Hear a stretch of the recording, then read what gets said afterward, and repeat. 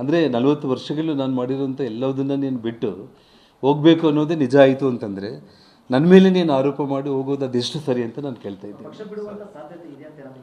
ಇಲ್ಲ, ಅದು ನೋಡಿ, ಬಳ್ಳಾರಿ ಭಾಗದಲ್ಲಿ ಇವತ್ತು ಜಗಜ್ಜನಿತವಾಗಿ ಮನೆಗೂ ಇವತ್ತು ಆಲ್ರೆಡಿ ಜನ ಮಾತಾಡ್ತಾ ಇದ್ದಾರೆ ಸುಮಾರು ವಿಚಾರಗಳನ್ನು.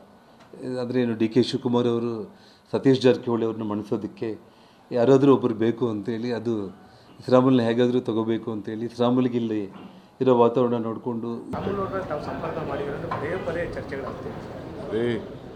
ಅವ್ರ ಚಪ್ಪಲಕ್ಕೇನೋ ಮಾತಾಡ್ತಾನೆ ಅಂತಂದರೆ ಇನ್ನು ಆ ಪಾರ್ಟಿಲೇ ಇರಲಿಲ್ಲ ಅವರು.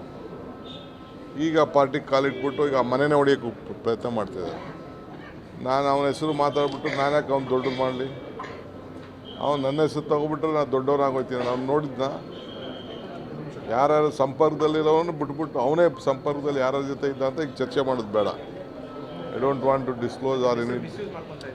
ನಮ್ಮ ಹೆಸರು ಮಿಸ್ಯೂಸ್ ಮಾಡ್ಕೊಳ್ತಾ ಇದ್ದಾರೆ. ನನ್ನ ಹತ್ರ ರಾಮುಲು ಮಾತಾಡಿಲ್ಲ, ಸಿಕ್ಕಿಲ್ಲ. ಯಾವಾಗ ಸಿಕ್ಕಿದ್ರು ಹಿಂದೆ ಕೇಳಿದ್ದೆ ನಾನು. ಎಲೆಕ್ಷನ್ ಮುಂಚಿತವಾಗಿ ಕೇಳಿದ್ದೆ ನಾನು. ಅವ್ರು ಬರಲ್ಲ ಅಂತ ಹೇಳಿದ್ರು. ಕೇಳಿದ ಆಫರ್ ಕೊಟ್ಟಿದ್ದೆ ನಾನು, ಇಲ್ಲ ಅಂತಲ್ಲ. ಇಲ್ಲ ಸರ್ ನಾನು ಇಲ್ಲೇ ಉಳ್ಕೊಳ್ತೀನಿ ಅಂತ ಆಗಿಂದ ಹೇಳಿದ್ರು.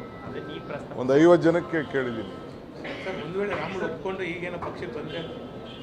ಯಾಕೆ ಸುಮ್ಮನೆ ಯಾಕೆ ನಾನು ಕನ್ಸ್ಗೆ ನಾನು ಅದ್ರ ಬಗ್ಗೆ ಯೋಚನೆ ಮಾಡಲಿ? ಅದು ನನ್ನವರೆಗೂ ನನ್ನ ಟೇಬಲ್ ಬಂದಾಗ ಚರ್ಚೆ ಮಾಡ್ತೀನಿ.